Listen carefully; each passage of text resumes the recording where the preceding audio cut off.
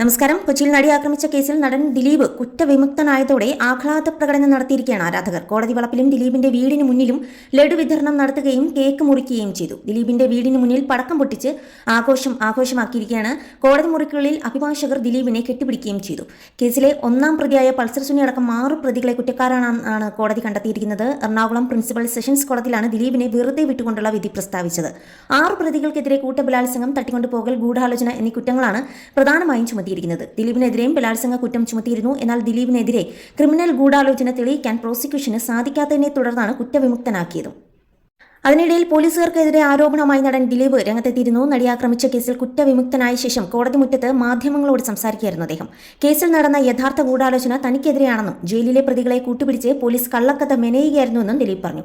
Criminal ഗൂഢാലോചന ഉണ്ടെന്നും അന്വേഷിക്കണമെന്നും മഞ്ജു വാര്യർ പറഞ്ഞയിടത്തു നിന്നാണ് തനിക്കെതിരെ ഗൂഢാലോചന നടന്നതെന്നും അദ്ദേഹം പറഞ്ഞു. മുൻ ഭാര്യ മഞ്ജു വാര്യരുടെ പേരെടുത്ത് പറഞ്ഞുകൊണ്ടായിരുന്നു നടന്റെ പരാമർശം. കോടതിക്ക് മുന്നിൽ ശബ്ദമിടറിയാണ് ദിലീപ് സംസാരിച്ചത്. ക്രിമിനൽ ഗൂഢാലോചന ഉണ്ടെന്നും അന്വേഷിക്കണമെന്നും മഞ്ജു വാര്യർ പറഞ്ഞെടുത്തു നിന്നാണ് തനിക്കെതിരെ ഗൂഢാലോചന നടന്നത്.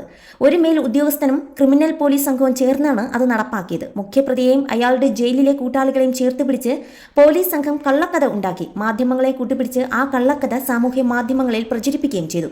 പോലീസ് സംഘം ഉണ്ടാക്കിയ കള്ളക്കഥ കോടതിയിൽ തകർന്നു വീണു. യഥാർത്ഥ ഗൂഢാലോചന നടന്നത് തന്നെ പ്രതിയാക്കാൻ വേണ്ടിയായിരുന്നുവെന്നും തന്റെ ജീവിതം, കരിയറൊക്കെ നശിപ്പിക്കാൻ വേണ്ടിയാണ് ഇതൊക്കെ ചെയ്തതെന്നും ദിലീപ് മാധ്യമങ്ങളോട് പറഞ്ഞു. തന്നെ പിന്തുണച്ചവർക്കും തനിക്ക് വേണ്ടി കോടതി മുറിക്കുള്ളിൽ വാദിച്ച അഭിഭാഷകർക്കും ദിലീപ് നന്ദി പറയുകയും ചെയ്തു.